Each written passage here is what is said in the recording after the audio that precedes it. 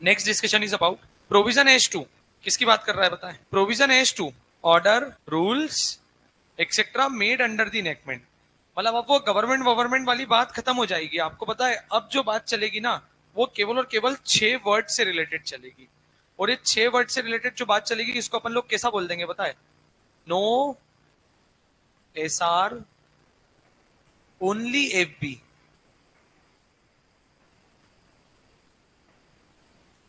M M F B.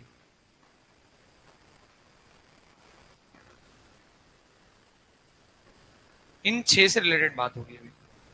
बोले कोई SR पास नहीं करेंगे, हम सिर्फ फेसबुक चलाएंगे बस। No SR only FB. क्या बोलेंगे हम लोग? No SR only FB. कोई एसआर वैसार नहीं करना बोले हम। तुम हमको कितना भी बोल दो, हम नहीं करने वाले। हम केवल और केवल क्या चलाएंगे? बोले फेसबुक चलाएंगे। हम फेसबुक ही है, फेसबुक ही है। ठीक है। क्या बोलेंगे हम लोग? No SR only FB. तो मैं आपको बताता हूँ, ये ओनली से कुछ भी नहीं बनेगा अपना। ये ओनली सिर्फ ओनली के लिए लिखा है बस। ये ओनली सिर्फ ओनली लिखा है, बाकी इससे कुछ नहीं बनेगा। हमारे लिए काम के जो वर्ड होंगे वो कितने होंगे? ये 6। 1 2 3, 3 दूने 6। तो ये 6 वर्ड हमारे लिए ना काम के होंगे। ये 6 वर्ड्स हम लोगों को याद करना है, और ये 6 वर्ड्स तुम लोगों को बार बार पूरे ना बोलना पड़े, इसलिए मैंने यहाँ पर ना ये ऐसे ही कुछ जोड़ तोड़कर बना दिया है भाई। No S R only F B. कोई स्पेशल रेजोल्यूशन पास नहीं करेंगे, सिर्फ और सिर्फ क्या करेंगे हम लोग? फेसबुक ये बनेंगे बस, फेसबुक चलाएंगे। ऐसे याद रखना है। सर ये क्या है सर? ये no S R only F B क्या है? अरे देखो रे, एन से आएगा आपका नोटिफिकेशन, ओ से आएगा ऑर्डर, एस से आएगा स्कीम, आर से आएगा रूल, एफ से आएगा फॉर्म, और बी से आएगा बाइलॉस। तो क्या बोलेंगे हम लोग? No S R only F B.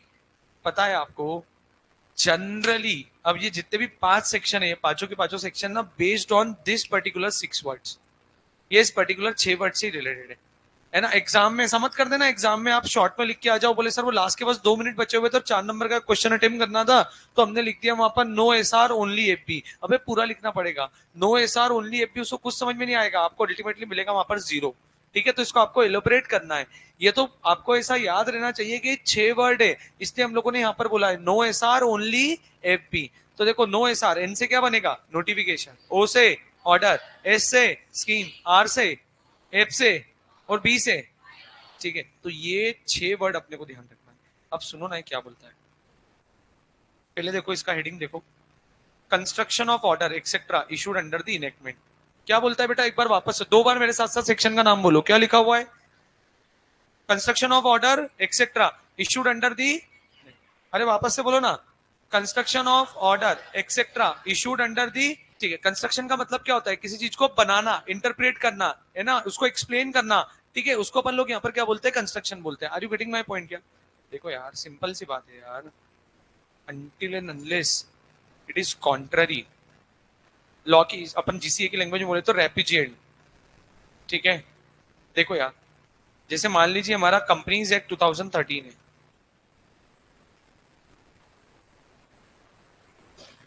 तो ये कंपनीज एक्ट 2013 है। अरे बोलो हाँ या ना। आज हमारे देश की कंपनीज पे ये एप्लीकेबल होता है। यार इससे रिलेटेड कभी कोई नोटिफिकेशन आ रहा है, कोई ऑर्डर आ रहा है, कोई स्कीम आ रही है, कोई रूल आ रहा है, कोई फॉर्म आ रहा है, या बोल दो बेटा कोई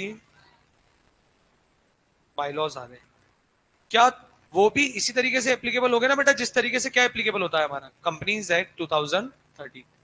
अरे यार सिंपल सी बात है, ये सब एक के ही चट्टे पर। अरे यार सी सी सी देखो इधर, देखो ये देखो भाई, ये मैं अल्टीमेटली यही 6 चीज बोल रहा हूं। ये नो एस आर एपी यही तो है। देखो ना, सबसे पहले क्या हुआ है यहाँ पर? नोटिफिकेशन है, ऑर्डर है, सर्कुलर है, शेड्यूल है, और चैप्टर्स है, और रूल्स है। तो ये सब मिलकर हमारा कंबाइंड एक्ट बनेंगे। तो जब हम लोग बोलते हैं कि हम लोग कंपनीज एक्ट ये पढ़ रहे हैं, तो बेटा ये पढ़ने के साथ साथ क्या हम लोगों को ये भी पढ़ना पड़ेगा या नहीं पढ़ना पड़ेगा? अरे बोलो ना यार। तो आपको पता है जिस तरीके से ये एप्लीकेबल होता है कंपनीज एक्ट 2013, उसी के साथ साथ इसकी जो no S R F B है वो भी एज इट इज एप्लीकेबल होगी। Are you getting my point? क्या? अच्छा बताओ, एक्ट की वजह से no S R F P है या no S R F P की वजह से एक्ट है? एक्ट की वजह से no S R F P है नालायक। पहले एक्ट था, एक्ट थे, एक्ट के लिए तो ये आए हुए।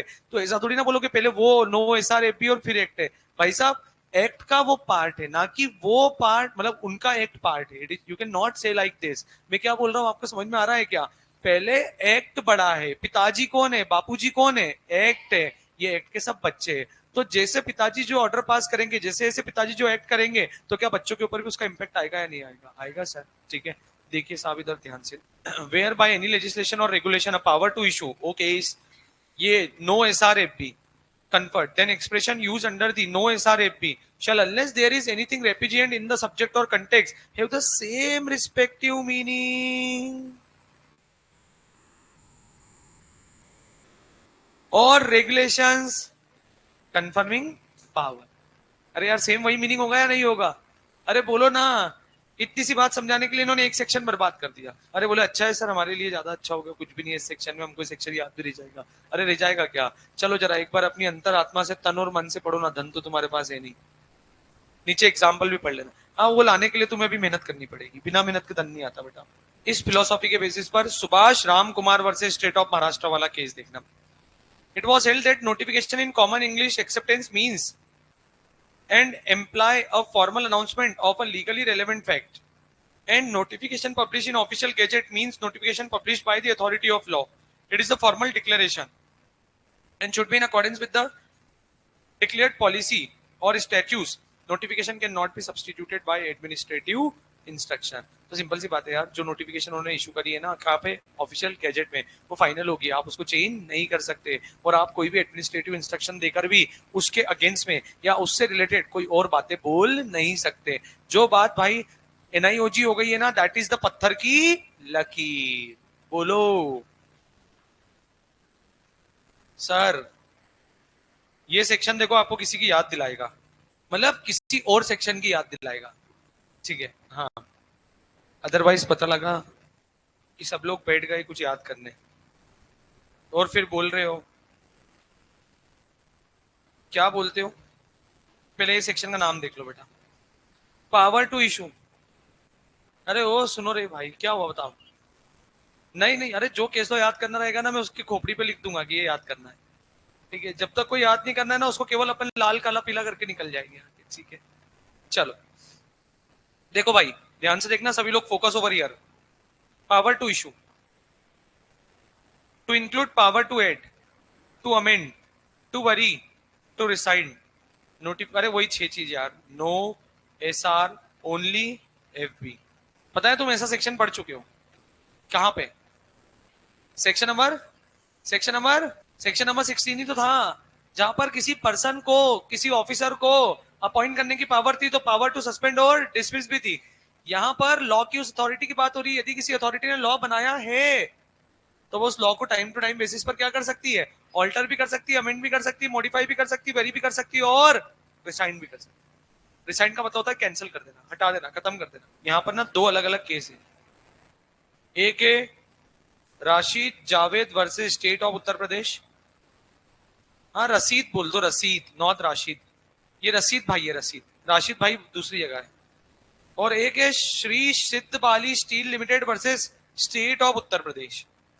देख रहे हो यूपी वाले बड़े धूम मचा रहे हैं. ये 2 केस लॉ है. जल्दी से जरा फटाफट से पहले एक बार ये सेक्शन नंबर 21 को आप ट्राई करो ना, फिर मैं भी आपको बताता हूं कि एग्जैक्टली इसको इंटरप्रेट कैसे करना है. जल्दी जल्दी फटाफट से, टाइम स्टार्ट्स नाउ.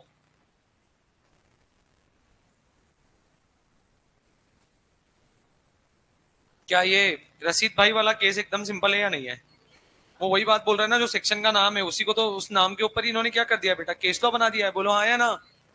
और ये जो श्री सिद्धबाली स्टील लिमिटेड का, ये क्या बोलता है? Supreme court held that power under section number 21 of the act is not so limited as to exercise only one power can exercise from time to time being regarded to exigency of time. तो उन्होंने ये बोला है कि यार जैसे generally मान लीजिए आपको कुछ रिसाइन करना है, वरी करना है या अमेंड करना है, तो उसके लिए एक प्रोसीजर फॉलो करना पड़ता है. और वो प्रोसीजर फॉलो करने के लिए आप क्या कर सकते हो? एक बार में एक ही चीज को अमेंड कर सकते हो. तो यहाँ पर इन्होंने बोला है कि when there is an emergency, यदि कोई इमरजेंट सिचुएशन है, तो आप क्या कर सकते हो? ये प्रोसीजर को फॉलो किए बिना भी आप डायरेक्टली क्या कर सकते हो? वहां पर अमेंडमेंट, वेरी और डिसाइड कर सकते हो. एक्जेंसी ऑफ टाइम. एक्जेंसी ऑफ टाइम का मतलब क्या होता है पता है? इमरजेंसी. ठीक है, इमरजेंसी होता है इसका. क्या अभी तक जो दोनों सेक्शन पढ़े, दोनों समझ में आ रहे हैं आपको? चलो तीसरा सेक्शन एक और इजी है, जहां पर क्या बोल रहा है पता है? Making of rules, bylaws and issuing of order between passing and commencement of the enactment. पहले 3 बार इस सेक्शन का नाम पढ़ो ना बेटा, क्या बोलता है। मेकिंग ऑफ रूल्स और bylaws and issuing of order between passing and commencement of enactment. Passing and commencement of enactment के बीच में क्या हो रहा है, कोई रूल्स या बायलॉज या कोई ऑर्डर इशू हो रहा है, तो उसका क्या इफेक्ट होगा, ये बात सेक्शन नंबर कहां पर बताई गई है, 22 में। जरा एक बार पढ़ के देखो।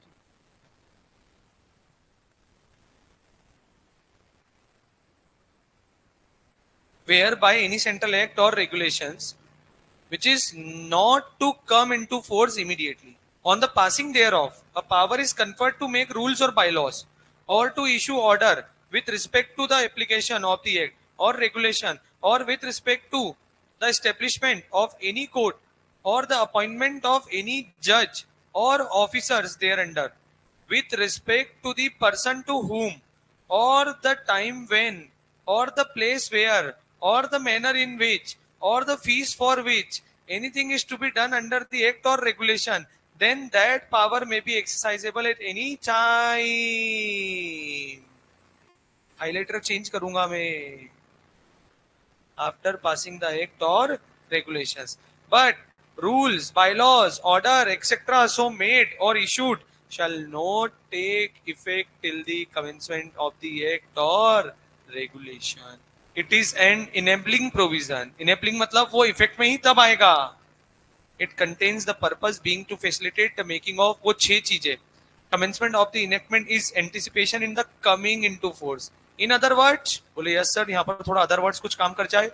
It validates rules, bylaws, order made before the coming into force of the enactment, provided they are made after its passing and the preparatory to the enactment coming into the force.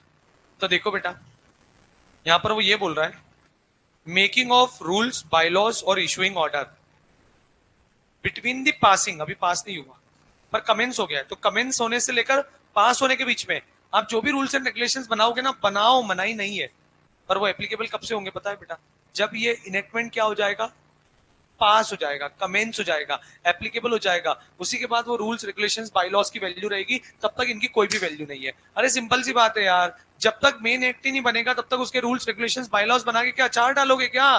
नहीं साहब। तो उसका अचार आप कब डाल पाओगे? जब क्या बन जाएगा आपका, वो मेन एक्ट बन जाएगा। तो जब तक मेन एक्ट इफेक्ट में नहीं आता है तब तक ये जो भी रूल्स, बायलॉज, नोटिफिकेशन, ऑर्डर है, इनका कोई भी एग्जिस्टेंस नहीं रहेगा। तो क्या इसका मतलब ये है कि हम लोग पहले से बनाए नहीं बनाओ, पर एप्लीकेबिलिटी कब आएगी बेटा, इसकी एक्ट के मेन इनेक्टमेंट के आने के बाद। लिखो इसको अपनी ऑन लैंग्वेज में, यदि कोई रूल्स, बायलॉज या ऑर्डर बना लिए जाते हैं किसी इनेक्टमेंट के लागू होने से पहले, तो उनका तब तक कोई भी एप्लीकेशन नहीं होगा जब तक कि वो मेन इनेक्टमेंट एप्लीकेबल ना हो जाए। गेटिंग माय पॉइंट क्या? अगली बात, सेक्शन नंबर 23, ध्यान से देखना, ये सेक्शन बड़ा इंपॉर्टेंट है। सारे बच्चे ध्यान से देखना, सारे बच्चे ध्यान से देखना, ये बड़ा इंपॉर्टेंट पार्ट है, बहुत बहुत भयंकर इंपॉर्टेंट पार्ट है, वेरी वेरी इंपॉर्टेंट, बहुत इंपॉर्टेंट है। सारे बच्चे ध्यान से देखना, थोड़ा आपका इंटेलेक्ट लगेगा यहां पर, ठीक है, थोड़ा दिमाग लगेगा। क्या बोल रहा है पता है ये? Provision applicable to making of rules और बायलॉज आफ्टर प्रीवियस पब्लिकेशंस। देखो, करेक्ट इंटरप्रिटेशन है, मैं इसको थोड़ा और एलिबरेटिव मैनर में बता देता हूँ कि अल्टीमेटली क्या बोलना चाहता हूँ। हमारे इंडिया में लॉ बनाने का ना एक प्रोसीजर होता है, खुशी बेटा ध्यान से सुनना, हमारे इंडिया में लॉ बनाने का क्या होता है, एक प्रोसीजर होता है, कि डायरेक्टली ऐसा नहीं होता है कि गवर्नमेंट की मर्जी करी, गवर्नमेंट ने कल से बोल दिया जाओ रही एक्ट एप्लीकेबल हो गया। It is not like that. वो एक्ट को एप्लीकेबल करने से पहले क्या किया जाता है पता है क्या? उस एक्ट को एप्लीकेबल करने से पहले ना सजेशन लिया जाता है, एक्सपर्ट की कमेटी अपॉइंट की जाती है, ड्राफ्ट बनाती है, ड्राफ्ट बनाने के बाद में वो both the houses of parliament में प्रेजेंट किया जाता है। Both the houses of parliament में प्रेजेंट होने के बाद वहां पर सजेशन, ऑब्जेक्शन जो भी होते हैं वो इनवाइट किए जाते हैं एक स्पेसिफाइड टाइम में। और एक स्पेसिफिक पीरियड ऑफ टाइम में जो भी सजेशन और ऑब्जेक्शन आते हैं उनको इनकॉर्पोरेट करके फिर वहां पर जो भी अप्रूवल वगैरह लगती है उनकी अप्रूवल जब मिल जाती है उसके बाद उसको एनआईओजी किया जाता है और एनआईओजी में डेट पेंशन की जाती है। यदि डेट पेंशन नहीं करिए तो डेट ऑफ एनआईओजी ही उस पब्लिकेशन या उस एक्ट की या उस ऑर्डर या बाइलॉज की क्या होती है, डेट ऑफ एप्लीकेबिलिटी होती है। और आपको पता है what is the conclusive evidence कि कोई भी एक्ट बना या नहीं बना है, कोई भी ऑर्डर पास हुआ या नहीं हुआ है, उसका कंक्लूसिव एविडेंस होता है एनआईओजी। यदि आपने कोई भी चीज एनआईओजी पे पब्लिश कर दी तो ये माना जाता है कि जो इसके पीछे की जो बैक स्टेप थी ना 5 कि पहले ड्राफ्ट बनाओ, गवर्नमेंट को दो, government will present both the houses of parliament, invite suggestions, suggestions के ऊपर उसके ऊपर काम करके उसको इनकॉर्पोरेट कर वापस से वो क्या कर देगी, उसको एनआईओजी कर देगी। तो जो 5 स्टेप है ना, ये 5 स्टेप का कंक्लूजन क्या है आपको पता है? 5 स्टेप का कंक्लूजन ये है कि यदि गवर्नमेंट ने एनआईओजी कर दिया है तो ये डीम्ड माना जाएगा कि 5 स्टेप जो है वो ऑलरेडी हो चुकी है।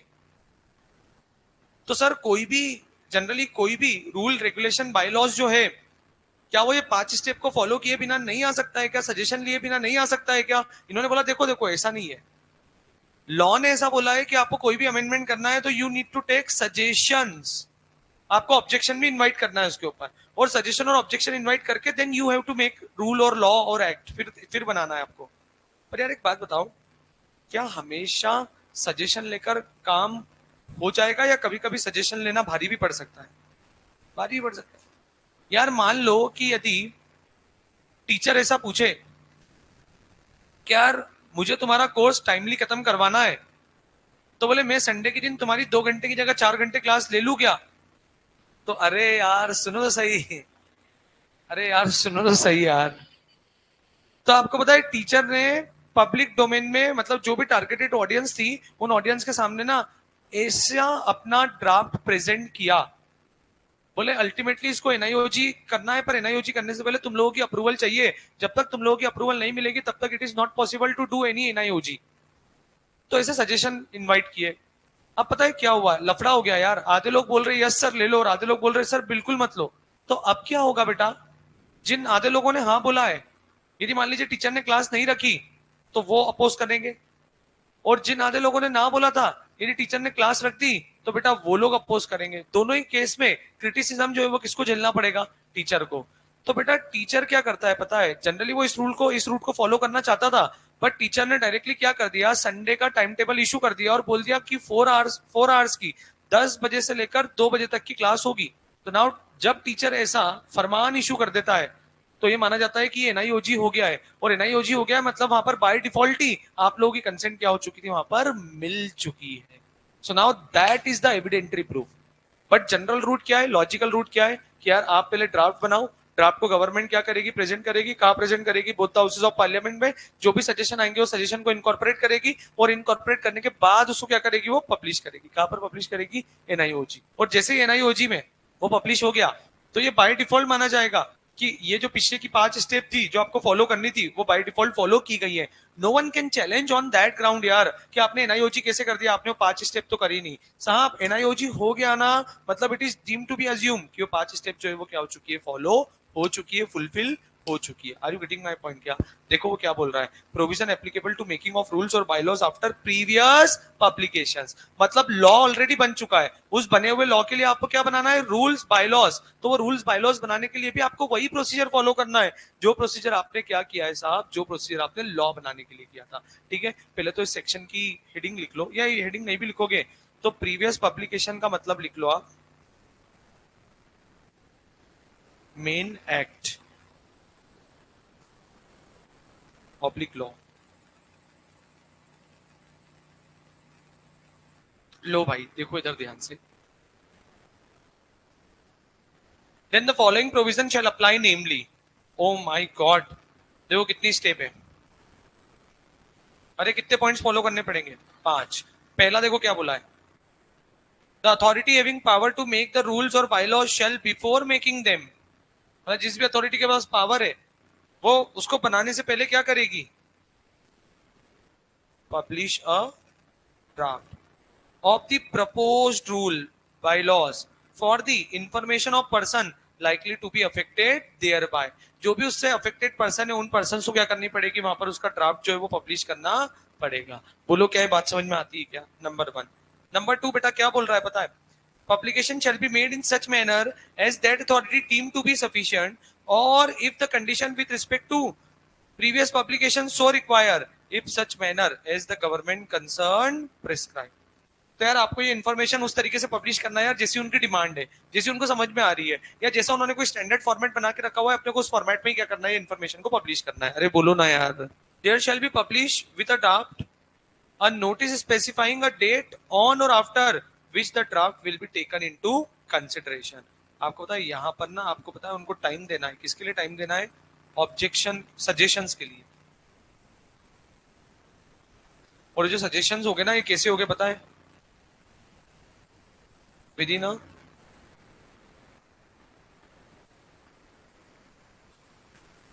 प्रिस्क्राइब पीरियड होगा। ये कैसा होगा बेटा? विद इन प्रिस्क्राइब पीरियड होगा। हेलो, कैसे होगा ये? With in prescribe period. तो विद इन प्रिस्क्राइब पीरियड का मतलब क्या हुआ आपको पता है? वो जो भी टाइम पीरियड उन्होंने बोला है कि 30 दिन के अंदर अंदर आपके जो भी सजेशन है आप वो दे देना, तो बेटा 30 दिन के अंदर अंदर देने पड़ेंगे। ये 30 दिन के अंदर अंदर कोई भी सजेशन नहीं आया तो ये माना जाएगा कि ये डीम्ड एक्सेप्टेड है, और वो दिन उसके बाद में क्या कर देंगे पता है? उसको एनआईओजी कर देंगे। अरे यार आगे इन्होंने बोला है बेटा the authority having power to make the rules और bylaws and where the rules or bylaws are to be made with the sanction, approval or concurrence of another authority। मतलब जिस अथॉरिटी के पास पावर थी उस अथॉरिटी के बजाय किसी दूसरी अथॉरिटी ने क्या कर दी? वहां पर अपनी सैंक्शनिंग दे दी है। बोले हमको तो बहुत अच्छा लग रहा है, ठीक है। तो यहाँ पर इन्होंने क्या बोला है? This authority also shall consider any objection or suggestion which may be received by authority having power to make the rules or bylaws from any person with respect to the draft before the date so specified। लिख लो यहाँ पर, जिनसे suggestion मांगा था उनके अलावा भी कोई और अथॉरिटी भी वहां पर सजेशंस दे सकती है, ठीक है। तो ठीक है ना, क्योंकि आपने पब्लिक डोमेन में रखा हुआ है तो पब्लिक डोमेन में आके कोई भी और सजेशन दे सकता है, तो वो जो भी सजेशन देंगे हम लोग उनके भी सजेशन को क्या कर लेंगे? वहां पर एक्सेप्ट कर लेंगे। एंड आगे इन्होंने क्या बोला है? द पब्लिकेशन, ओ भाई साहब कब फाइनल होगा ये? और इन ऑफिशियल गैजेट ऑफ रूल्स और bylaws purporting to have been made in exercisable of the power to make the rules or bylaws after the previous publication shall be the conclusive proof। And conclusive का मतलब क्या होता है? Final, या इसको actual भी बोला जाता है। क्या बोलते हैं बेटा इसको? कंक्लूसिव को फाइनल या एक्चुअल भी। that the rule or bylaws has been duly made। Clear है क्या? चलो आई थिंक सो अब आप लोगों ने पढ़ लिया होगा। देखो यहां पर इन्होंने क्या बोला है? After the previous publication of the rules और official gazette in the official gazette, it is to be inferred that the procedure of making the rules had been followed। Any irregularities in the publication of the draft cannot therefore be questioned। एनआईओजी में यदि publish हो गया ना, फिर आप ये नहीं बोल सकते अरे यार इसमें कुछ गलती रह गई थी। नहीं, अब कोई गलती नहीं है। एनआईओजी हो गया मतलब कंक्लूसिव एविडेंस, फाइनल भाई, अब वो एप्लीकेबल हो जाएगा, ठीक है। अब आप ये नहीं बोल सकते हो कि यार आपने वो प्रोसीजर फॉलो नहीं किया, हमें ऑब्जेक्शन करने का मौका नहीं दिया। जब एनआईओजी हो गया, it is deemed to be assume, वो पीछे की पांचों स्टेप जो है वो क्या हो गई है? प्रॉपर्ली फॉलो हो गई है। और अब यदि तुम्हें ये जो एग्जिस्टिंग रूल्स रेगुलेशंस है, यदि इनमें तुम्हें कोई एम्बिग्विटी नजर आती है तो now you can make further amendments. आप उसमें फर्दर अमेंडमेंट कर सकते हो। अरे बोलो ना यार। देखो इन्होंने क्या बोला है? It is also open to the authority publishing the draft is entitled to make the rule and make suitable changes in the draft before finalizing finally publishing them। यार हमेशा अथॉरिटी क्या करती है आपको पता है? फाइनल पब्लिश करने से पहले एक बार उसको पब्लिक डोमेन में रखती है, लेकिन कोई ये बोल रहा है कि अरे टाइम चला गया, हमारी तो ध्यान ही नहीं थी, हम इंडिया में थे ही नहीं, हम सोए रह गए थे, हमारा कहीं ध्यान और था, तो it is not a valid excuse. ये एक्सेप्टेबल एक्सक्यूज नहीं है। It is not necessary for the authority to republish the rules in the amendment form before their final issue। तो यार ऐसा नहीं होगा कि आप उसको इशू करने से पहले उसके अंदर अमेंडमेंट कर दो। अब क्या होगा बेटा? पहले वो एनआईओजी होगा, फिर एनआईओजी के बाद क्या होगा? उसमें अमेंडमेंट होगा, ठीक है। Changes are incidental with the earlier draft then can not be regarded as the foreign of the subject matter thereof. Foreign का मतलब यहाँ पर अलग अलग होता है। ये फॉरेन का मतलब विदेश नहीं होता है। यहाँ पर फॉरेन का मतलब क्या होगा बेटा? अलग अलग, डिफरेंट। मतलब आपको पता है पहले जो पहले जो रूल बायलॉज एनआईओजी हो गए वो अलग है, और अब उसमें यदि आपको कोई अमेंडमेंट करना है तो अमेंडमेंट होने के बाद वो दूसरे अलग बनेंगे। मतलब अब वो फिर पहले वाले एप्लीकेबल नहीं होंगे, अब दूसरे वाला एप्लीकेबल होगा। कब? यदि कोई एम्बिग्विटी है तो। ठीक है, यहाँ पर ये जो भी बातें लिखी हुई है ना, पहले पैराग्राफ नंबर 1 को अपनी ऑन लैंग्वेज में लिख लो, और फिर पैराग्राफ नंबर 2 को अपने ऑन लैंग्वेज में लिखो। लिखो बेटा फर्स्ट पैराग्राफ नंबर 1, जल्दी जल्दी अपनी ऑन लैंग्वेज में लिखो, टाइम को थोड़ा बचा के चलेंगे हम लोग। यदि कोई publication related to rules and regulations NIOG हो गया है तो यह माना जाएगा कि वो जो की वो बेसिक 5 स्टेप्स प्रॉपरली फॉलो की गई है। यह माना जाएगा कि वो बेसिक 5 स्टेप्स प्रॉपरली फॉलो की गई है। अब नीचे लिखो सेकेंड पैरा के लिए, यदि प्रीवियस पब्लिकेशन में कोई इरेगुलरिटीज है तो उसे हटाने के लिए पहले उसे पब्लिश करना पड़ेगा। उसे हटाने के लिए पहले उसे पब्लिश करना पड़ेगा, देन उसके बाद ही आप उसमें अमेंडमेंट कर सकते हो। पहले उसे पब्लिश करना पड़ेगा, देन उसके बाद ही आप उसमें अमेंडमेंट कर सकते हो। बोलो डन क्या? और ये जो 23(5) राइजेस अ कंक्लूसिव प्रिजम्पशन जो है ना, यहाँ पर ऐसा लिख लो, एनआईओजी में publication is a conclusive evidence. NIOG में publication is the conclusive evidence. NIOG में publication is the conclusive evidence. Done क्या बेटा? अगला सेक्शन बड़ा सिंपल है, constitution of order, continuation of order etcetera issue under the enactment, repeal and reenacted. अरे यार, ये बात ऑलरेडी मैं आपको पहले बता चुका हूं कि यदि मान लीजिए पहले कोई लॉ था, वो रिपील हो गया, रिपील का मतलब कंप्लीट ऑब्लिटरेशन, उसकी जगह पे नया लॉ आ गया, तो उससे रिलेटेड बेटा जो भी अमेंडमेंट है वो अमेंडमेंट एज इट इज रहेगी। सेंट्रल एक्ट गया है, उसकी वो 6 चीजें नहीं गई है। अरे यार, वो एज इट इज नए नए एक्ट जो इनेक्टेड हुआ है उसके साथ एज इट इज इफेक्ट में रहेगी। बोलो हाँ या ना? पढ़ के खत्म, टाटा बाय बाय कर दो ना इसको। ये केस लॉ अच्छे से, ये केस लॉ का नाम याद कर लेना, state of Punjab versus Harnak Singh. और ये एग्जांपल दिया हुआ है बेटा section number 5(5)(a) of district scheduled district act 1874, ये एग्जांपल है। अब पढ़ लो शांति से, आपको सारी बातें समझ में आएगी, बस थोड़ा खुले दिमाग से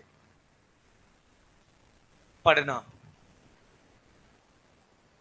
क्या बेटा, क्या बात समझ में आई यहाँ पर कि continuation of order etcetera issued under the enactment, repeal and री इनेक्टेड, मतलब भले ही कोई एक रिपील हो गया लेकिन यदि उसके अंदर कोई भी ऑर्डर बायलॉज नोटिफिकेशन आई हुई है वो एज इट इज कंटिन्यूएशन में रहेगी तब तक जब तक कि उस नए एक्ट में उसको अलग से हटाया ना जाए। अरे ऐसे ही है ना, देखो सर क्या बोलता है, where central act regulations issued after the commencement of this act repeal और री इनेक्टेड विथ और without modification, then unless otherwise expressly provided any appointment notification order scheme rules form bylaws, अरे यार वही वाला यार, नो एसआरएफपी लिख देंगे अपन direct, issued under the repealed act continue in force and deemed to have been made or issued under the notification, अरे वही 6 चीज, issued under the provision of reenacted, मतलब वो ये माना जाएगा कि नए एक्ट में भी ये एज इट इज ही है, इसमें कोई भी चेंज नहीं है। And when any central act और regulation by which a notification, ये एग्जांपल यहाँ पर हुआ था, under section number 5 or 5(a) of the scheduled district act 1874 or likely law has been extended to the local area has by subsequent notification been withdrawn from the re-extended to such area or any part, एक काम करो, पता है क्या करना है, यहाँ पर ना पूरी पूरी चीजों को कट कर दो। रुको, किसको कट करना है पहले वो देखो, यहाँ से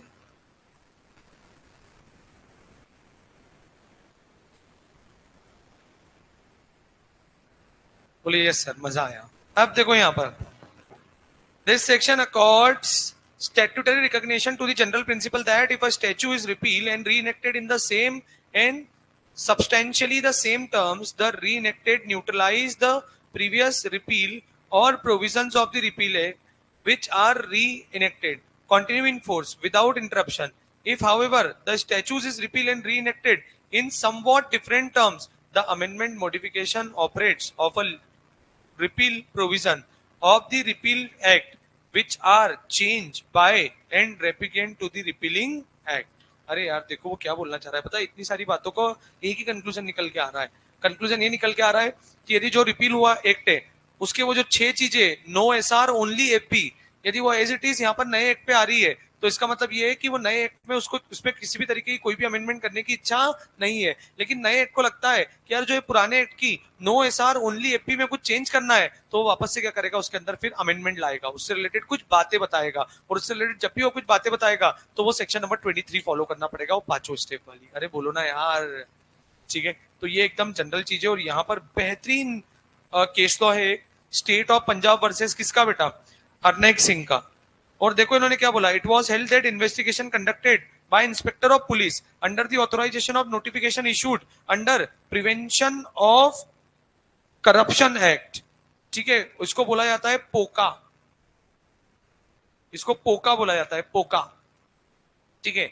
will be proper and will not be quash under the new notification taking the above power till the aforesaid notification is specifically superseded और विड्रॉ और modification under the new notification. तो आपको पता है जब तक पुलिस इंस्पेक्टर की इस पावर से रिलेटेड नए लॉ में कोई नोटिफिकेशन अलग से नहीं आ जाती है, तब तक पुलिस इंस्पेक्टर के पास जो पावर पुराने नोटिफिकेशन में मेंशन की गई थी वो एज इट इज ही रहेगी। लिख लो बेटा यहाँ पर इस केस लॉ का मीनिंग क्या था, क्रक्स क्या था, लिखो यहाँ पर। यदि पुलिस इंस्पेक्टर को इन्वेस्टिगेशन करने की पावर देकर रखी हुई थी अंडर द प्रीवियस पब्लिकेशन, तो नए एक्ट में भी वो पावर एज इट इज रहेगी जब तक कि उससे रिलेटेड कोई नई नोटिफिकेशन ना आए। Are you getting my point क्या? The mines act 1923 was replaced and repealed by Mines Act 1956 रूल्स। अरे यार ये तो जो सेक्शन का नाम है उसी से रिलेटेड इन्होंने यहाँ पर क्या कर दिया, एज इट इज एग्जाम्पल चिपका दिया है।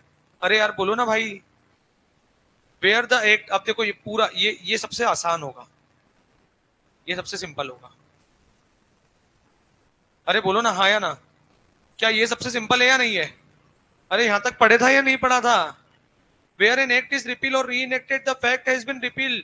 Act stated that rule made under that act shall have effect as if enacted in the act does not means that rule automatically disappear. मतलब तुमने पुराना कोई एक हटा के नया एक ला दिया तो इसका जो रूल्स है वो rules by default he disappear नहीं होंगे with the repeal of the act under they are made and that are no room of applicable of this section. जब तक तुम स्पेसिफिकली नहीं बोलोगे नए एक्ट में, तब तक वो एसटीसी क्या होते रहेंगे, यहाँ पर एप्लीकेबल होते रहेंगे। एक बारी ना ये सिर्फ सेक्शन के नाम देख लो बेटा, 20 से लगाकर 24 तक के सिर्फ नाम देखना बस। चलो आई थिंक सो आप लोगों ने नाम देख लिए होंगे। आपको पता है सी, जैसे मैंने 5 से लेके जो 13 तक के जो सेक्शन थे वहां से मैंने आपको बोला था कि जनरली एग्जाम में एक क्वेश्चन आता ही आता है। आपको पता है इस चैप्टर का दूसरा जो इंपॉर्टेंट पार्ट है वो है अपना 25 से लेकर 30 तक, और 25 से लेकर 30 तक में भी 29 और 30 I will not going to teach you, ठीक है। वो 29 और 30 कुछ भी काम का नहीं है। मतलब 25, 26, 27, 28 ये 4 सेक्शन बड़े काम के सेक्शन है, ठीक है। It is very very important section, ठीक है। ये बहुत इंपॉर्टेंट सेक्शन है। इन 4 सेक्शन में से जनरली एग्जाम में एक आध क्वेश्चन अपने को देखने के लिए मिल ही जाता है। और तुम लोग देखोगे ना टोटल मिलाकर ये एक पन्ने का सेक्शन है, मतलब एक पन्ने का पूरा की पूरा ये टॉपिक है, ठीक है।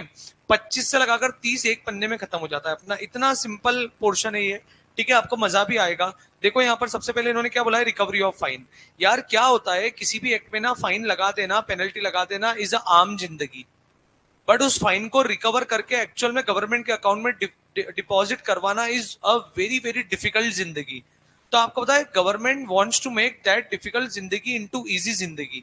सो दैट्स व्हाई यहाँ पर इन्होंने क्या किया है पता है क्या, इन्होंने बोला है section number 25 is talk about recovery of fines. तो केवल और केवल बोले फाइन लगाना इज नॉट द पर्पस, इस फाइन की रिकवरी करना भी एक इंपॉर्टेंट पर्पस है, एजेंडा है, ऑब्जेक्ट है। मैं आपको याद दिलाता हूं, आपको याद नहीं आएगा बेटा जी, आप लोगों ने ना सेक्शन नंबर 147 पढ़ के रखा है ऑफ कंपनीज एक्ट 2013 में, जहां पर था पनिशमेंट फॉर कॉन्ट्रावेंशन। यदि कोई भी कंपनी या उसका ऑफिसर इन डिफॉल्ट या कोई भी ऑडिटर किसी भी तरीके का फ्रॉड करता है या कोई नॉन कंप्लायंस करता है तो उसके अंदर 147 की पेनल्टी लगाई जाएगी। आपको पता है सबसेक्शन नंबर 1 जो था वो कंपनी और उसके ऑफिसर इन डिफॉल्ट के ऊपर एप्लीकेबल होता था, सबसेक्शन नंबर 2 ऑडिटर के ऊपर एप्लीकेबल होता था, सबसेक्शन नंबर 3 यदि ऑडिटर फ्रॉडुलेंट तरीके से एक्ट करता है तो एप्लीकेबल होता था, subsection number 4 recovery of penalty के ऊपर एप्लीकेबल होता था, एंड सबसेक्शन नंबर 5 यदि वो ऑडिटर फॉर्म के तौर पे काम करता है तो यदि मान लीजिए कोई और इंडिविजुअल पार्टनर ने यदि कोई धोखाधड़ी कर दी तो फर्म के ऊपर उसके क्या इंपैक्ट आएंगे, उससे रिलेटेड प्रोविजन थे। तो वहां पर बोला गया था कि यदि जेल के प्रोविजन आएंगे, क्रिमिनल एक्टिविटी होगी, तो वो केवल और केवल फ्रॉड करने वाले पार्टनर को ही बियर करना है, और यदि मॉनिटरी पनिशमेंट आएगा तो पूरी की पूरी फर्म को जो है वो क्या करना पड़ेगा, वहां पर बियर करना पड़ेगा। ऐसा करके कोई एक कंपनी लॉ में सेक्शन था। आई होप जब तुम आत्मा का परमात्मा से मिलाप करोगे तब तुम्हें को भी याद आएगा वो। आपको पता है वहां पर स्पेसिफिकली लिखा हुआ था कि इस सेक्शन में जो भी पेनल्टी लगेगी, उस पेनल्टी के अमाउंट की रिकवरी के लिए सेंट्रल गवर्नमेंट जितने ऑफिसर चाहे, जितनी अथॉरिटी चाहे, उनको अपॉइंट करेगी और उससे रियल टाइम बेसिस पर ही क्या करेगी, वो पेनल्टी को रिकवर करवाएगी, चाहे वो कंपनी से हो, ऑफिसर इन डिफॉल्ट से और ऑडिटर से हो। क्यों? क्योंकि यार गवर्नमेंट ना भुगत भोगी है, भुगत भोगी है। वो ये सरवाइव कर चुकी है। ठीक है, किस चीज को सरवाइव कर चुकी है कि पेनल्टी लग जाती है। अरे तुमको पता है इंदौर में तुम लोग यदि ट्रैफिक सिग्नल तोड़ोगे या बिना हेलमेट के गाड़ी चलाओगे तो आपको पता है आपका ई चालान जनरेट हो जाता है। पता है ई चालान जनरेट होकर मोबाइल पे मैसेज भी आता है कि now your challan has been generated, now you have violated the traffic rule, और फोटो भी आ जाती है लिंक पे क्लिक करके। पता है आप देखते हो, बोलते हो अरे यार ओके शिट गलती हो गई यार, उस समय मैं कहीं जल्दी से आ रहा था। 550 का चालान कट गया है, क्या पे किया क्या? नहीं, देख के इग्नोर कर दिया, मैसेज डिलीट कर देते ताकि कोई घर में पापा मम्मी या कोई और घर वाला देख ना ले, बोले चालान ब्रेक कर दिया, तो सिग्नल ब्रेक किए तूने, चालान आ गया नालायक, कल से तो गाड़ी चलाने नहीं देंगे, रहने दे बोले। तो क्या करते, मैसेज डिलीट कर देते। भाई साहब इतने चालान कटे पर क्या कोई चालान का पैसा आया क्या? ना। यहां पर गवर्नमेंट ने बोला है, जनरल क्लॉजेस एक्ट के सेक्शन नंबर 25 ने बोला है कि यदि किसी लॉ में, किसी सेंट्रल एक्ट और रेगुलेशन में फाइन को रिकवर करने का कोई अपना एक स्पेसिफिक प्रोसीजर देके रखा हुआ है तो फॉलो दैट प्रोसीजर, मतलब फिर वहां पर वो एप्लीकेबल होगा। फिर वहां पर ना अपना सेक्शन नंबर 25 एप्लीकेबल नहीं होगा। लेकिन यदि किसी सेंट्रल एक्ट और रेगुलेशन में फाइन को रिकवर करने का तरीका मेंशन नहीं है तो यहां पर इन्होंने बोला है कि आप ना आईपीसी प्लस सीआरपीसी, और आईपीसी का कौन सा सेक्शन है बेटा, यहाँ पर सेक्शन नंबर 63 से लगाकर सेक्शन नंबर 70, और जो भी हमारे सीआरपीसी के प्रोसीजर है, रूल्स है, उसके अकॉर्डिंग क्या करेंगे हम लोग यहाँ पर फाइन की रिकवरी करेंगे। तो सेक्शन क्या बनता है पता है? सेक्शन ये बनता है रिकवरी ऑफ फाइन। यदि किसी सेंट्रल एक्ट और रेगुलेशन में कोई स्पेसिफिक प्रोविजन देकर नहीं रखे हुए with respect to how to recover penalty and fine, then section number 25 of GCA will applicable. तो section number 25 of GCA will applicable, तो वहां पर फाइन की रिकवरी कैसे होगी? जैसे इंडियन पिनल कोड के सेक्शन नंबर 63 से लगाकर 70 में होती है और जैसे सीआरपीसी के प्रोविजन के तहत होती है, वैसी ही पेनल्टी की रिकवरी किसके लिए होगी बेटा? सेंट्रल एक्ट और रेगुलेशंस के लिए भी होगी। बोलो, बहुत इंपॉर्टेंट है, अब भयंकर इंपॉर्टेंट है।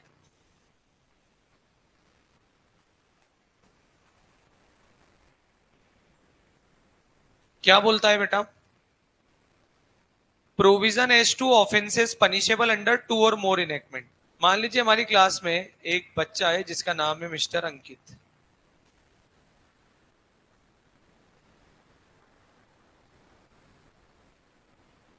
और मिस्टर अंकित ने ना कोई ऑफेंस कर दिया है, लाइक इसने विसल ब्लो कर दी थी, है ना, सीटी बजा दी थी, कोई ऑफेंस कर दिया भाई।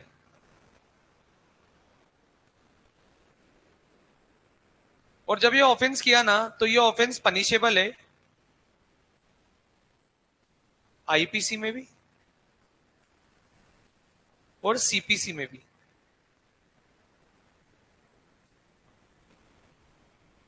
यहां पर पनिशेबल है, इसके लिए इसको सजा मिलेगी बेटा 2 इयर्स की,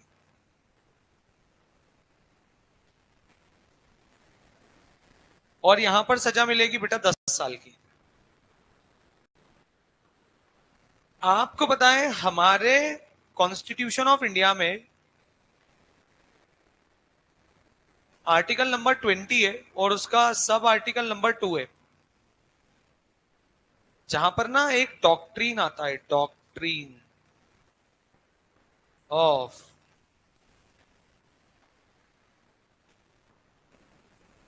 डबल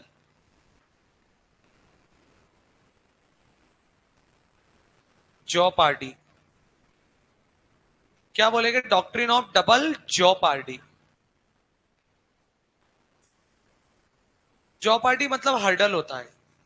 क्या एक बार आप हर्डल देख चुके हो ना, तो आप दूसरी बार वो हर्डल नहीं देख सकते हो for that particular offence.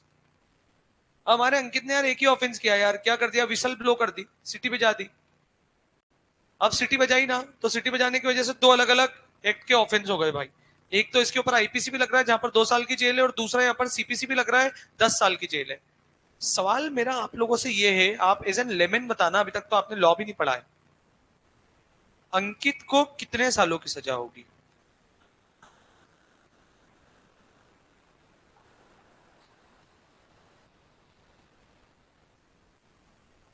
Imprisonment to अंकित, A 2 years, B 10 years, C 12 years, और डी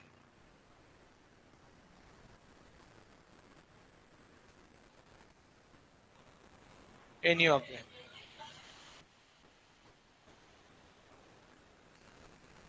2 साल, 10 साल, 12 साल, एनी ऑफ देम। मैं पोल करवा लेता हूं। कितने लोग बोलते हैं ए 2 साल? कोई भी नहीं बोल रहा है। कितने लोग बोलते हैं बी 10 साल? 1, 2, 3, 4, 5, 6, 7, 8। कितने लोग बोलते हैं 12 साल, 12 years? कोई भी नहीं। कितने लोग बोलते हैं any of them? Any of them वाले बच्चे क्लास में ज्यादा है, बहुत ज्यादा है। So you know the majority is correct. पता है, देखो लॉजिक सुनो, बहुत अच्छे से सुनना बेटा, वेरी वेरी इंपॉर्टेंट सेक्शन, और मैं आपको एकदम सिंप्लीफाइड तरीके से बता रहा हूँ ये, ठीक है? देखो इन्होंने क्या बोला है पता है, पहले तो देखो सेक्शन का नाम क्या है। सेक्शन नंबर 26 का नेम है बेटा, provision as to offence punishable under 2 और मोर इनेक्टमेंट। मतलब भाई ने सिटी बजाई, और सिटी बजाने की वजह से किसी एक एक्ट का ऑफेंस नहीं हुआ है, 2 या 2 से ज्यादा एक्ट का ऑफेंस हुआ है, तो अब इसके ऊपर क्या लगेगी, पनिशमेंट लगेगी। आपको पता है, इसके साथ साथ ना 26 के साथ साथ भाई article number 20 sub article number 2 applicable होता है। वो बोलता है कि देखो, आपको यदि इस अंकित भाई के ऊपर यदि कोई पनिशमेंट लगानी है ना, एक बार में लगा दो, जितनी लगानी है उतनी। आप ऐसा नहीं कर सकते हो, पहले आप इसको ना आईपीसी के लिए 2 साल के लिए जेल भेजो। 2 साल के लिए जेल भेजा, जैसे 2 साल के लिए बेचारा जेल की फरारी काटने के बाद बाहर आया, और बाहर आने के बाद में आप उसको वापस अंदर ले जा रहे हो, बोले चलो अब अगले 10 साल शुरू होंगे। ऐसा नहीं भाई, एक साथ एक ही बार आप उसको क्या कर दो, यहां पर उस ऑफेंस की सजा दे दो। आप यहां पर एक सिंगल जियो पार्टी कर सकते हो, उसके साथ में आप उसको सेम ऑफेंस के लिए 2 बार जियो पार्टी नहीं कर सकते। लेकिन बेटा अंकित ने यदि 2 ऑफेंस किए, पहला तो सिटी बजाई, और दूसरा बेटा किसी क्लास के बच्चे को पीट दिया, तो बेटा that is the two different different offence. तो फिर यहाँ पर ये जो सेक्शन नंबर 26 है, और 26 के साथ साथ जो आर्टिकल कॉन्स्टिट्यूशन का article number 20 sub article number 2 है, वो एप्लीकेबल नहीं होगा। ये एप्लीकेबल कब होगा बेटा, एक ही ऑफेंस के लिए, है ना, 2 या 2 से ज्यादा एक्ट में डिफरेंट डिफरेंट क्या है यहाँ पर पनिशमेंट है। तो उस केस में यहाँ पर सेक्शन नंबर 26 एप्लीकेबल होगा। और 26 ये बोलता है, कोई हायर की बात नहीं करता, कोई लोअर लोअर की बात नहीं करता, आपको जो इम्प्रिजनमेंट देनी है दे दो भाई, पर एक ही बार में देना। आप बार बार इसको भाई को पहले एक बार जेल से निकाल कर, उम्मीदें दिखाकर, है ना भाई, बड़े प्लानिंग के साथ जेल से बाहर निकला है, और वापस तुम उसको जेल में डाल दो, कि बोलोगे ये तो अभी एक की सजा खत्म हुई, अब दूसरे पाप तुम्हें भोगने पड़ेंगे। It is not like that. बोलो, क्या आप मेरी बात समझ पा रहे हो क्या? ठीक है। आपको पता है ऐसा क्यों हुआ है? ऐसा इसलिए हुआ है भाई, कि यार आप ना किसी भी पर्सन को थोड़ा सा उसका माइंडसेट तो बनने दो यार, कि यदि उसने ऑफेंस किया तो उसको पता लग जान दो मैक्सिमम कितने साल की जेल होगी। आपने 2 साल के लिए भेज दिया, वो समझ रहा है कि 2 साल बाद में बाहर आ जाऊंगा, आपने बाहर जैसे बाहर आया वापस बोल रहे हो जाओ अंदर जाओ 10 साल के लिए फिर से। तो ऐसे डबल जियो पार्टी थोड़ी ना कर सकते हो यार। जियो पार्टी का मतलब क्या होता है, हर्डल। एक ही बार हर्डल दोगे आप, डबल बार इसको हर्डल नहीं दोगे। हाँ, लेकिन वो 2 अलग अलग ऑफेंस किए, 2 अलग अलग एक्ट में फॉलो होते हैं, तो फिर वहां पर उसके ऊपर ये doctrine of double Jio party will not be applicable. जरा पढ़ के देखना ध्यान से, बहुत ध्यान से पढ़ना। Very very very important thing. I hope आपको ये बात समझ में आ जाएगी। ध्यान से पढ़ना। और इसका प्रोविजो भी देके रखा हुआ है।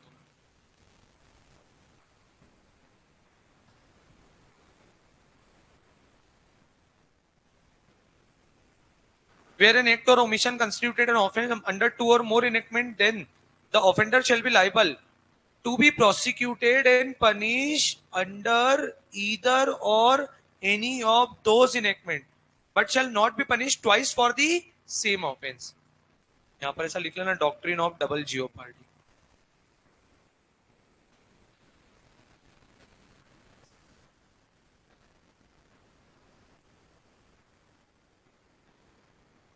ये लॉ में लिखा हुआ नहीं है, मतलब कंपनी है जीसीए में लिखा हुआ नहीं है. डॉक्ट्रिन ऑफ डबल जियोपार्डी कहां से पता लगता है बेटा हमको? Article number 20 of the constitution stated that no person shall be prosecuted and punished for the same offense under more than once. According to the Supreme Court, a plain reading of section number 26 shows that there is no bar to trial or conviction. अच्छा, आप क्या किसी court को उस matter का investigation करने से रोक सकते हो क्या? नहीं. आपको जितनी बार इन्वेस्टिगेशन करना है, जैसे इन्वेस्टिगेशन करना है आप कर लो, पर सजा जितनी देना है उतनी भी दे दो. हम उसके ऊपर भी कोई रेस्ट्रिक्शन नहीं लगा रहे कि मिनिमम करना, मैक्सिमम करना, लोअर करना, हायर करना, मिला के करना. आपको जैसे करना है वैसे करना, पर करना कैसे? सजा एक ही बार. ठीक है.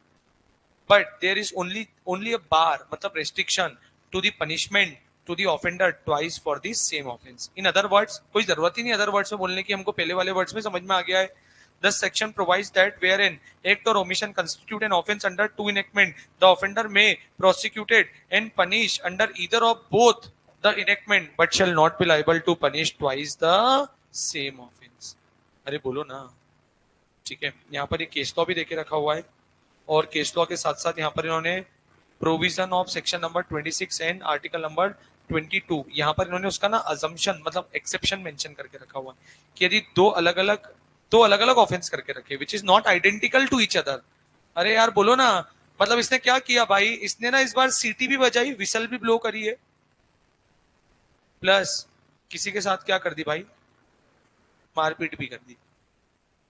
तो that is the two different offence. और टू डिफरेंट ऑफेंस के लिए क्या ये आइडेंटिकल है क्या? नहीं, दोनों की दोनों डिफरेंट है. तो यहाँ पर इसके लिए ऊपर क्या होगा? दो अलग अलग एक्ट में पनिशमेंट होगी. मतलब सिंपल सी बात है भाई, सेक्शन नंबर 26 प्लस आर्टिकल का 20 कॉन्स्टिट्यूशन ऑफ इंडिया का article 22 will not be applicable.